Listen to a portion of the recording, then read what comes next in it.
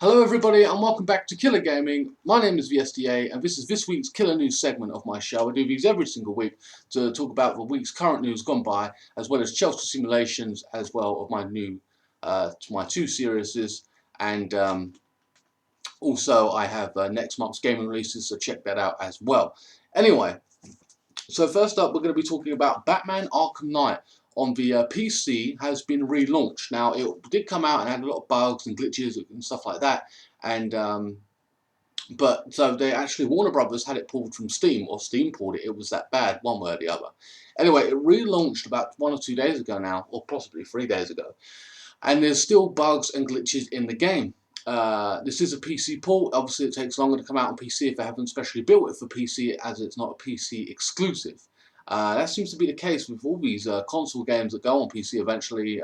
GTA, they had to wait a long time. We've got Batman Arkham Knight, and we've got I think Assassin's Creed at one point was pretty shitty as well. Anyway, they've offered a full refund due to the fact they've relaunched. They've already said that due to all the bugs and glitches still being on the game, we're going to offer a free refund. I mean, a full refund up until 2015. The glitches include a drop in frame rate, freezing, and stuttering. Now, that's pretty bad. I mean, the glorious PC Master Race, as it were, this raises a lot of questions in my book, but as being a mainly console gamer, switching to PC, it doesn't bode well for me long term in aspect of buying a game. Yes, it may be cheaper on PC, and that's all well and good, but at the end of the day, do I really want a game with bugs, glitches, and all kinds of shit where I can't actually play it? Because they've decided, they haven't put enough effort into it, and I have to wait for it to get fixed. That's essentially, to me, buying a broken product. So I personally don't think I'll be sticking. I'm mainly a console gamer anyway, of course. I'm trying to switch over a little bit or dabble between the two. Having bought my PC just over a month ago, but that does not bode well for me. I mean, I'm a huge Batman fan. I am going to be picking up the game. And speaking of which, about Batman Arkham Knight, if you go on Amazon right now and you do have a PS4, for example, you might have an Xbox One, I don't know. Batman is Arkham Knight is £25 right now on Amazon. So if you're not interested in picking it up on PC because of all that shit, and you've got a console, you can pick it up on there for real cheap. That's Amazon, by the way. I don't know what the actual PSN store sells it for, but anyway. Next up is Konami is planning the next big Metal Gear Solid game. Now, we knew they weren't going to let this die out because, well, nor should it, but we knew they weren't going to leave it alone. It was one of their main franchises they chose was going to continue. Metal Gear Solid and PES, or Pro Evolution Soccer as it's called. Millions of fans around the world. It makes them a lot of money, considering the fact that Konami are now switching to mobile gaming. Of course, there's always that worry that Kojima was not going to be involved in the actual project. Of course, he's left there, blah, blah, blah. Now, I say that because now it has come to light that they are now, I suppose maybe they've finally clicked and thought, wait a minute, we're going to mobile gaming, it's going to make us money. That's the whole point of doing this, is to make money. So we're continuing for PES franchise, that makes sense. Metal Gear Solid just made us a shitload of money like a few months ago. Of course, we're going to be making a new one, but wait a minute, Kojima, we might need Kojima on this. You know what I mean? To make this franchise successful, or obviously he's the main man. You're going to want him in play. Maybe they finally fucking clicked and thought, well, it's about money, so let's go with the right decision now. I don't know. Anyway, now they're stating that when this production starts, it's going to need a massive investment. Of course, it's going to need a massive investment. I think the last one took $80 million, and they were complaining about that. Was one of the part issues they were saying about one of these reasons where he left. Kojima left supposedly. Now they are stating that Kojima's involvement is unconfirmed. Okay, but he's yet to see. He himself is yet to say if he will be involved in the project, and Konami are now claiming he is on vacation. Now, first of all, after all that bullshit that went down with it, why not just say he's going on vacation, and maybe they're just having a break from each other in that respect. I don't know, but at the same time, Kojima damn well sure deserves a good vacation. For all that money he's just made for company, I mean, he's got enough money, he can do whatever he wants now, I can only assume. So, You know, I hope they don't. I mean, I know this game's coming, but I hope it's a long-term project and it's not just, oh, let's come out with another one next year. I hope that, you know, this comes out. I mean, a lot of Metal Gear Solid fans will hate me for this, but maybe 2, 3 years, only based on the fact that we don't want a game rushed, we don't want it being a cash cow, etc., etc. And I don't want to push. You know, we want Kojima in charge, his beloved project. You know, it's in good hands with Kojima all day. At least that's my opinion and what have you. So we have to wait and see on that one. Halo 5 series the launch has been the biggest in franchise history, earning worldwide sales of $400 million. That is incredible. I mean, Destiny made 500 million, and that was a new franchise based on a lie. Let's be honest, epic story. Fuck off. This Halo series franchise already has an epic story. So I mean, they pretty much there's two things here. One, it's the new Halo game from 343 Industries. Okay, so you're gonna go and want to pick up the new Halo franchise if you're a fan of it. You know it's legendary, blah blah blah, whatever. However, um, this is a serious overall. Every Xbox One owner, if I bought an Xbox One today, the first game I'm picking up is Halo, the collection, and Halo 5. So essentially, how should I put this? Everybody who has an Xbox One has bought Halo 5. Essentially, everyone who bought an Xbox One has bought Halo 5, or should have. And if you haven't, why the fuck not? I only say that based on the fact that every other game that's out on the Xbox One, I can more or less play on the PlayStation 4 or possible PC. So, you know, that is the. But I'll be honest with you, if I had an Xbox One now, that was the only one particular game I would be wanting to pick up, the Halo franchise and the Gears of War. So essentially, what they've got is the Xbox One's out, and there's nothing else to play. You know what I mean? Everyone who bought an Xbox One specifically just wants to play Halo, so that's where they've got the market. You know what I mean? That's where they've got, sorry, the people buying this, because it's essentially the only thing the console's really known for, or the main thing you buy it for. Let's be honest. It's only one of the games I would be buying it for, you know. And I haven't played Halo in a good few years, but I already know what it's at. So anyway, it goes $400 million worldwide, so they give themselves a pat on the back, even though the reality is its circumstances. This ain't even based on the fact that how excellent the game is just yet. This is based on the fact that it's Halo, and worldwide in a few days, 400 million without even a proper review, without anything really hitting. You know what I mean? I know there's a lot of fanboys, but even people in general, like myself, who play 1 and 2, will pick it up anyway.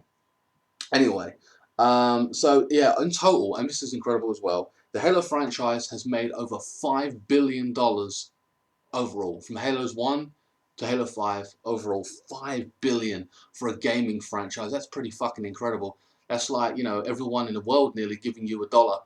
You know what I mean? Like, if there's 6 billion people in the world, you know, near enough, 5 billion of them would just give you £1 each, like that, or dollar, whatever. That's pretty fucking impressive, I've got to say. Having said that, the Halo franchise, my friend has it, Chaos. He's got an Xbox One. He was bitching at me on Skype the other night about it. There are some fundamental issues with it. The fact that controversially it is quite short. It's only 4 or 5 hours of gameplay overall, and you can go back and play it on hard and stuff like that, and it seems to be a lot like horde mode. You go into a room, you kill a load of enemies, you get some story, you go to another room, and it repeats itself over and over. In the first 2 or 3 missions, my friend said he'd done everything practically Halo was known for, from riding one of those hover bikes, or an RV, I don't know, what do you call them, a Jeep, or what have you, you know, plasma guns, rocket launchers, all that kind of stuff. He'd already done. I don't even think, and a lot of things in the advertisements of Locke, Spartan Locke, which seemed like a cool character, uh, ain't even in the game. They don't even seem to have this epic battle or slash fight, from what I understand. So it's pretty poor in those terms as well. I think they took a sank off Bungie there and did their own thing. I kind of lied to you in the trailer, you know what I mean? And that's kind of disappointing from 343 Industries on a beloved franchise that, you know, we expect an epic story, and it's kind of been, I don't know, I wouldn't say lackluster, but a short game. I'm disappointed with the length of time. I think that's quite disgusting from a franchise like that. I know a lot of people pick it up for the multiplayer, and that's fine too, but I think for a game that's known for its incredible story and originality, I know they're kind of milking it to death. I know a lot of people have said that as well, but I feel somewhat disheartened at the fact that paying £40, I mean, people even talk about returning it, you know what I mean? Because it's just, I don't know, a bit disappointing there. Um, but hey, I haven't played it, I'm only repeating what I've heard. And I know a lot of fanboys hate that shit as well, and there you go. That's just the way it is. So that's the end of that. Okay, and the last story I want to talk about in particular is the Witcher film. Now, I've just bought Witcher 2. I'm loving it. Got stuck, got pissed off on the PC, so I haven't gone back to it. Witcher 3 is out, very popular. We all know, you know, I haven't played that one yet, of course. But the Witcher film is coming in 2017. Based on the game, of course. The guy who wrote for Buffy the Vampire Slayer, if you're interested in that, that was years ago anyway. He's due to write the script, apparently. What makes him qualified for it, I don't know, or what other projects he's been on. I have no clue. I hope he gets it right regardless. No casting as of yet, and it is going to be a series of games, series of films as well. So you can only imagine that, because The Witcher is a big franchise, let's be honest, there's so many stories and all that kind of crap that they're gonna implement it some way, and it's gonna have to be, dare I say, like a Hobbit adventure. You know what I mean? Here's one section of it. Here's a second part. So it kind of makes sense. I don't know how many films they're going to be making. I can only imagine 3 for some reason, being a series of films. But I don't know, it could be more. Having said that, we know that the computer games to movies franchise hasn't really worked. Resident Evil's tried it, it's done okay. Popular because it's a name, I won't even lie. They are coming up, the last one of that movie franchise coming up. Assassin's Creed movie, Ubisoft are taking care of that. We've heard about it, but we've seen nothing more from it. And there was supposed to be a Devil May Cry movie coming out a few years ago. That never came to fruition with a $40 million budget, rumoured. But I haven't seen nothing else. The only thing that's been quite successful is comic books and stuff like that. You know, the studios have really gone into it. But computer games is a market that they're touching on, and it's made money. But until they get some kind of real credibility there, uh, we're gonna see them fall flat. But I just hope that these projects, they do get right eventually. Hopefully, Assassin's Creed is great because of Ubisoft. Hopefully, The Witcher is fantastic. But I don't know. I'm just going to wait and see. I'm not holding my breath for any of these movies. I'm just looking forward to Batman vs Superman and the Suicide Squad movie in 2016. I know Black Ops also launched yesterday or today. Yeah. So I know a lot of you are probably going to be enjoying that over the course of the weekend. I'm an Amazon Prime member.